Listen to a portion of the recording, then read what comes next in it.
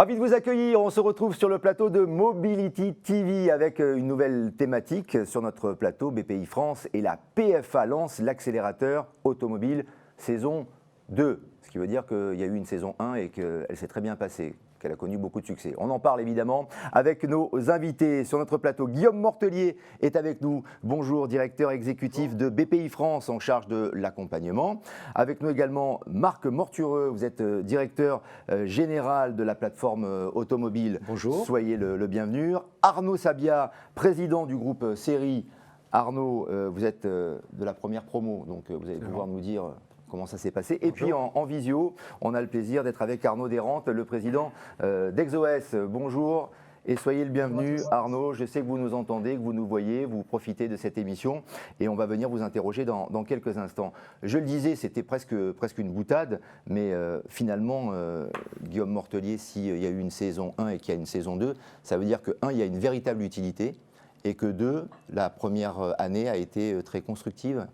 La première année a été effectivement très constructive et chargée, puisque la promo qui est partie, c'était en mars 2019 dernier, qui partait pour 18 mois. En fait, c'est prise le Covid au milieu de la promo.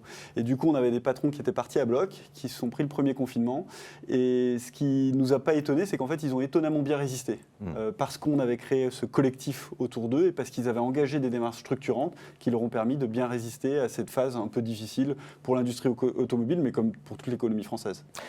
Marc Mortureux, l'accélérateur automobile sert uniquement à lutter contre le virus et contre tout ce qui s'est passé, toutes les difficultés qu'ont rencontrées les chefs d'entreprise? Alors l'accélérateur, il a démarré bien avant la crise du Covid. Et en fait, ce qui nous a beaucoup motivés, c'est que vous n'êtes pas sans savoir que l'automobile traverse une transformation qui est extrêmement profonde, extrêmement rapide. Et d'ailleurs, le Covid ne fait qu'accélérer en fait ces transformations. Mais fondamentalement, ce qui nous a beaucoup intéressé avec la proposition de BPI France, et c'était en 2018, c'était le fait que toutes ces entreprises qui ont du potentiel, mais qui doivent évoluer pour s'adapter aux évolutions qui sont en cours, ont besoin d'abord de gagner en visibilité. Ils ont besoin d'appartenir à des réseaux, parce qu'aujourd'hui, on a beaucoup d'incertitudes sur le rythme, exactement les modalités de ces transformations. Donc, ce qui nous a beaucoup intéressé, c'est à la fois, disons, une formule d'accompagnement individuelle des chefs d'entreprise, mais également la dimension collective. On va en reparler sous forme un peu de promotion et je crois que c'est une dimension qui est très riche aussi pour les accélérer.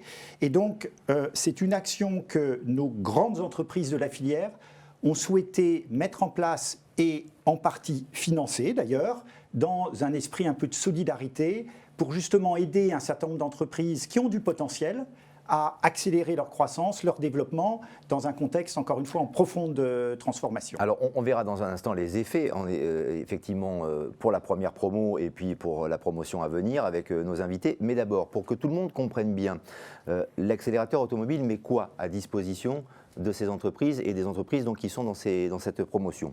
Donc, globalement, on fonctionne sous forme de promotion d'entreprises, d'ailleurs, d'une assez grande diversité à l'intérieur de la filière automobile. Il y a beaucoup, disons, de diversité à la fois sur les secteurs concernés, mais également sur les tailles d'entreprise, sur les appartenances géographiques. Et ça, c'est une richesse d'avoir toute une série de lieux de rencontre qui vont être décrits de façon plus précise et qui permettent petit à petit les gens de se rencontrer, de se connaître. Il y a de la confiance qui se crée.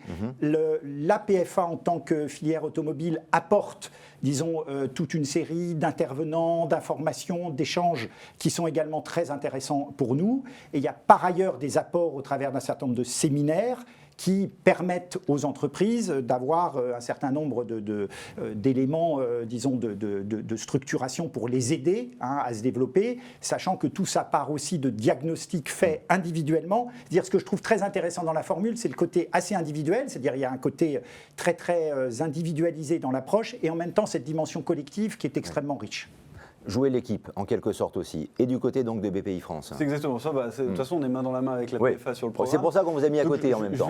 Je vais répéter un peu ce qu'a dit Marc, mais avec mes mots, en fait, on insuffle de l'expertise à travers un vivier de 300 consultants experts qui vont intervenir au niveau de l'entreprise avec le dirigeant, son comité de direction, le challenger, poser les constats et puis identifier les voies de progression et de transformation. Et le dirigeant, en fait, va rentrer en lien avec sa promo qui va retrouver sur un rythme, c'est tous les 2 à 3 mois qu'on va se retrouver dans un format promotion, donc avec les autres accélérés de la promotion. Et en fait, ce qu'on a remarqué dans l'accélérateur automobile, mais c'est ce qu'on a remarqué dans tous les accélérateurs, on en a lancé 62 à ce jour, et en fait, c'est qu'il y a une sorte d'amplification, de phénomène d'amplification entre le travail individuel avec le consultant au niveau de l'entreprise, auprès du dirigeant. Et le fait de se retrouver régulièrement avec des pairs, ça fait que en fait, les dirigeants, à la fois, ça leur permet de challenger leurs idées, de trouver des solutions avec leurs pairs, et du coup, d'avoir envie d'aller plus loin. Arnaud Sabia, alors vous faites partie de la première promotion avec donc le groupe Série. Vous produisez des machines, outils industriels, notamment dans le secteur automobile. Tout à fait. Justement, dites-nous, comment vous avez été détecté? Parce qu'on parle de pépites aussi, quand on parle effectivement de ces entreprises, de ces PME notamment qui sont retenues, qui font partie de ces promotions. Comment vous avez été détecté et surtout, en quoi ça vous a été utile pour bien comprendre? En fait, je pense qu'on avait des ratios de vente à l'export, de technicité, déjà une connotation industrie du futur de ce que j'ai cru comprendre, qui a fait que, effectivement, l'attention s'est un petit peu portée sur notre entreprise, et merci. Concrètement, fin 2018, on est venu nous voir, des consultants de la BPI. J'ai reçu un appel d'un jour en me disant, voilà, on vous propose de rentrer dans une formule que je ne connaissais pas plus que ça. On devait être en septembre-octobre 2018 et on m'a dit, voilà, il y a un coaching qui se met en place sous l'égide de la PFA avec la BPI. Je vais être franc, ma première réaction a été de dire, oh là là, l'automobile nous a emmenés dans des impasses. Est-ce que j'ai envie de repartir à suivre l'automobile qui nous avait porté beaucoup, mais qui à un moment nous avait un petit peu enfermés, mais c'était notre responsabilité première. D'accord. Je caricature. On peut parler peut-être des impasses dont vous parlez pour qu'on comprenne bien justement à quoi vous avez été confronté et pourquoi après vous avez été convaincu justement par la démarche. On était dans le Dieselgate à cette époque-là, et donc manque d'ouverture vers les autres marchés. Et puis un certain confort, mais qui est notre responsabilité. Je suis un petit peu volontairement provocateur, je pense que c'est le but aussi, mais c'est vrai que la première action est de se dire on doit se diversifier. Donc, est-ce qu'on repart dans une démarche purement automobile alors qu'on doit s'ouvrir? Parce qu'on sentait que notre marché, sans même considérer l'ampleur de l'accélération que l'on vit là, on sentait qu'il fallait que l'on évolue. Donc, j'ai réuni mes équipes, je leur ai dit voilà, on nous propose ça, ça va être un coaching, ça va être des séminaires, ça va être des réunions, ça va être des auditeurs, donc du temps. Mais est-ce qu'on est en mesure est-ce qu'on considère qu'on est assez costaud et qu'on peut se passer de cet accompagnement? On s'est regardé tous, on a dit non, voilà, l'assistance, c'est une trop belle opportunité. Le support donné a l'air de qualité, on ne fait pas les fanfarons. Et voilà, et donc nous sommes partis comme cela. Bon, merci pour ce témoignage. Alors c'est bien parce que Arnaud Desrantes va pouvoir s'en inspirer, le président de ExoS, en visio donc avec nous. Arnaud, vous faites partie donc de la deuxième promotion. Votre entreprise ExoS est dans l'énergie, la mobilité durable. Ça s'est passé pour vous de la même manière que pour Arnaud Sabia sur cette donc nouvelle promotion des petites entreprises de l'accélérateur automobile? Oui, tout à fait. Déjà, il y a un critère de sélection évident, il faut s'appeler Arnaud. Bien vu. Non, la manière dont on a été démarché, après je vais revenir sur la manière dont ça se passe pour nous. Nous, on a eu un démarchage direct des équipes de BPI France. Comme mon homologue, on s'est posé la question avec les associés fondateurs si on allait pouvoir y consacrer le temps et si le ratio bénéfice était vraiment intéressant. Mais la chance que j'ai eue moi, c'est qu'il y avait déjà une première promotion. Et donc, on m'a donné des contacts pour pouvoir justement avoir du feedback et du retour. Et tous les retours étaient ultra positifs. Donc, on n'a pas hésité une seule seconde, puisque les chefs d'entreprise que j'ai contactés n'ont pas beaucoup plus de temps que les autres ou que nous. Donc, c'était ça qui était intéressant. Et comment est-ce que ça se passe aujourd'hui pour nous ? Nous, on a une promotion Covid. On devait commencer en avril avec des réunions physiques. Donc, il y a eu beaucoup de digital, ce qui est frustrant parce qu'on a tous envie de se rencontrer. Et, l'effet de groupe a été bien mis en avant. Mais au jour d'aujourd'hui, on nous a proposé un diagnostic, par exemple, à 360 degrés sur l'ensemble de l'entreprise. Et déjà, en prenant avec le comité de direction 4 heures pour ce diagnostic, on a identifié énormément de pistes, non seulement de croissance, mais également d'amélioration. Et qu'on est en train de continuer à travailler avec des coachs, ça a été dit, d'une très bonne qualité. Et donc voilà, concrètement, je peux vous donner un exemple concret. Nous, on est une société assez jeune avec, on n'avait pas vraiment de plan de commercialisation. Et voilà, c'est l'un des problèmes qui est ressorti lors du diagnostic, où effectivement on vend à l'étranger, mais on ne sait pas vraiment comment. Et il va falloir structurer ça pour croître, et on est accompagné pour ça. Est-ce qu'on doit viser d'abord l'Allemagne, d'abord les États-Unis? Par qui est-ce qu'on doit commencer? Les constructeurs, les équipementiers, les chimistes. On a voilà plusieurs typologies de clients toujours dans le secteur automobile. Et voilà, cet accompagnement pour nous est vraiment structurant. Il accompagne la croissance, il porte bien son nom, c'est un accélérateur. Alors, on l'a bien compris, c'est un accélérateur en effet. Est-ce que vous avez vous êtes déjà projeté sur les perspectives que cela pourrait vous ouvrir sur votre métier, sur votre matière première, sur votre activité, Arnaud Desrantes? Oui, complètement. On a, par exemple, commencé par vraiment creuser, faire de l'analytique sur les marchés et les clients avec lesquels on faisait des marges. Sur les demandes qui étaient en croissance dans les devis qu'on a pu faire sur les derniers mois, etc. Donc, on a vraiment fait de l'analytique business, d'une part, de l'analytique géographique également, comme je vous disais juste avant, entre les différents pays étrangers qu'on cible. Et il y a des plans qui sont en train d'être mis en place et qui vont structurer très clairement les 3 ans de la croissance de notre société et les 3 ans à venir de croissance de notre société. J'imagine que dans la période un peu compliquée de cette pandémie mondiale, de ce contexte sanitaire, mettre tout cela en place, c'est quand même pas évident. Avec la distanciation sociale, on le voit, la visio, enfin le télétravail, donc tout ce qui est mis en place avec l'accélérateur automobile, comment c'est possible pour que ça marche? Alors, moi, c'est ça que je trouve assez remarquable dans ce qui s'est passé ces derniers mois, c'est qu'on aurait pu penser que les entreprises, la filière automobile se recroquevillent sur elles-mêmes, avec quand même d'énormes difficultés. On va quand même sur une année qui va être à moins 25% au moins en termes de marché. Eh bien, pas du tout. On a aujourd'hui des entreprises, je pense, qui sont tellement aujourd'hui convaincues que si elles ne bougent pas, elles vont mourir, parce qu'on est quand même dans une transformation, mais qui est incroyable. Je veux dire, quasiment aucune voiture vendue en 2019 ne pourra encore être vendue en 2030. C'est-à-dire en 10 ans, il faut complètement renouveler les technologies, aller vraiment sur l'électromobilité, on a une accélération du digital, etc. Et ce que je trouve très intéressant, et on le voit globalement sur tout le plan de soutien automobile, avec le fonds de modernisation également, le fonds R&D, etc., les entreprises se bougent et se mobilisent. Donc ça, c'est vraiment intéressant, parce que voilà, elles ont conscience qu'on est dans une période qui est très risquée, mais c'est aussi une période qui représente de grandes opportunités. Et typiquement, et grâce au travail, je rends hommage, honnêtement, BPI France, avec la PFA, on s'est beaucoup mobilisé, on a fait beaucoup effectivement de webinars, de points d'information, parce que dans ces périodes de crise, vous n'imaginez pas, disons, le stress et les difficultés que représente, brutalement tout s'arrête, et à quel point c'était précieux d'avoir des occasions de partager de façon très très ouverte. On rappelle 400 000 emplois industriels quand même aussi, c'est quand même très important. Et c'est vrai que pour toutes les entreprises de rang 2, de rang 3, extrêmement difficile d'avoir une vision de comment les choses vont se passer, à quel moment les usines vont redémarrer. Donc il faut 10 jours avant, 15 jours avant être capable de réanticiper, etc. Donc voilà, on a fait énormément de liens pendant cette période.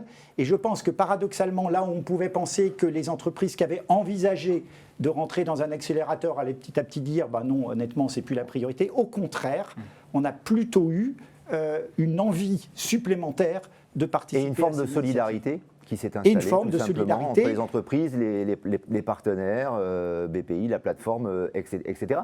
Mais sur la réalisation concrète, dans le contexte sanitaire, encore une fois, est-ce que c'est possible? Est-ce que c'est réalisable? Est-ce qu'on peut arriver à garder le contact parce qu'on est derrière un ordinateur? Vous voyez, c'est sur la réalisation concrète. Du côté de l'opérateur BPI, on a été, comme la plupart des acteurs économiques, pris dans les phares au tout début du premier confinement. Et tac, on a, à l'instant où je vous parle, et comme on est en mars, on a plus de 500 missions de conseil qui sont en cours auprès de dirigeants, avec des consultants qui vont chez les dirigeants. Le jour où ils ne peuvent plus bouger, qu'est-ce qui se passe? Et du coup, en 2 semaines, on a pivoté, on a passé les séminaires en digitaux qui sont soit comme le soulignait Arnaud, c'est pas idéal de se retrouver en digital. Néanmoins, ça permet d'avancer, ça permet de partager. Marc, tu parlais à toutes les promotions toutes les 2 semaines pendant le confinement pour expliquer ce qui est en train de se passer, quelles sont les discussions, comment est en train de réagir le marché, donner des perspectives, donner une lumière au bout du tunnel, ce qui est quand même essentiel dans cette période-là. Et puis, en parallèle, nos missions de conseil, progressivement, on les a digitalisées aussi. Alors, on n'a pas pu tout faire en digital, et puis on a été très heureux quand ça a déconfiné, mais ça a permis à tout le monde de réembrayer, et puis surtout de continuer à être actif pendant cette période-là. Bien sûr. Par rapport aux perspectives pour votre groupe, Arnaud Sabia, l'étranger, les États-Unis, par exemple, ça a été aussi un déclencheur, un accélérateur? Alors, le projet se concrétise vraiment grâce à cet accélérateur. Le marché des US, c'est un marché que nous envisagions. On avait des consultations, mais on n'avait pas l'opportunité. À chaque fois, on nous posait 2 questions qui étaient des barrières à l'entrée pour nous. Où est votre première machine? On n'avait pas, donc on avait déjà exporté en Amérique du Sud, mais jamais sur les US.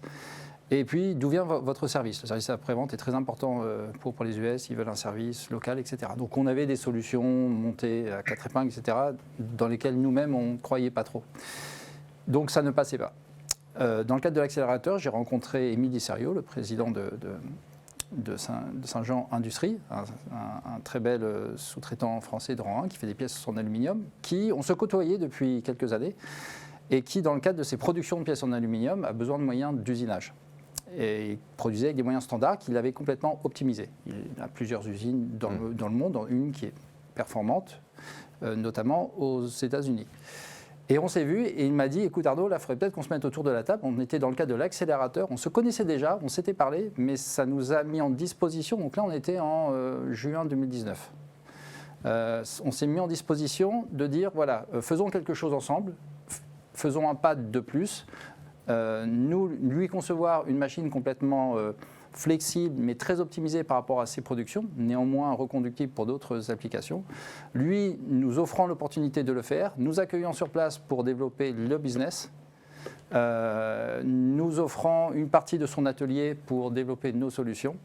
Voilà, donc ça s'est vraiment concrétisé dans le cadre de l'accélérateur, puisque ça s'est enchaîné très vite. Et en octobre 2019, on a signé le contrat et on inaugure la semaine prochaine la ligne qui doit partir aux US de manière incessamment sous peu, et une équipe qui part sur place pour lancer le support. Il y a une 3e entreprise, société Aduxis, que je tiens à nommer, qui va nous héberger dans la zone de Détroit de telle manière qu'on puisse rayonner également dans une zone plus business. Donc ce montage à 2 et à 3 aussi, dans le cadre de l'accélérateur, a été rendu possible par cette impulsion. Et je ne sais pas, on ne pourra pas refaire l'histoire si on l'aurait fait en dehors de cet accélérateur où l'esprit, partons ensemble, chassons en meute, faisons des montages gagnants-gagnants, se concrétisent. L'accélérateur porte bien son nom. Et ce que je trouve très intéressant, c'est qu'on voit bien les promotions d'accélérateurs sont un peu à l'image de ce qu'est la filière, c'est-à-dire elle se diversifie beaucoup. On a à la fois des acteurs assez traditionnels, de la fonderie, de la forge et autres, qui ont de l'avenir, et pour le coup très technologiques. Il y a des secteurs complètement nouveaux, le secteur de l'énergie, par exemple, tout le développement vers les batteries, vers les piles à combustible, etc.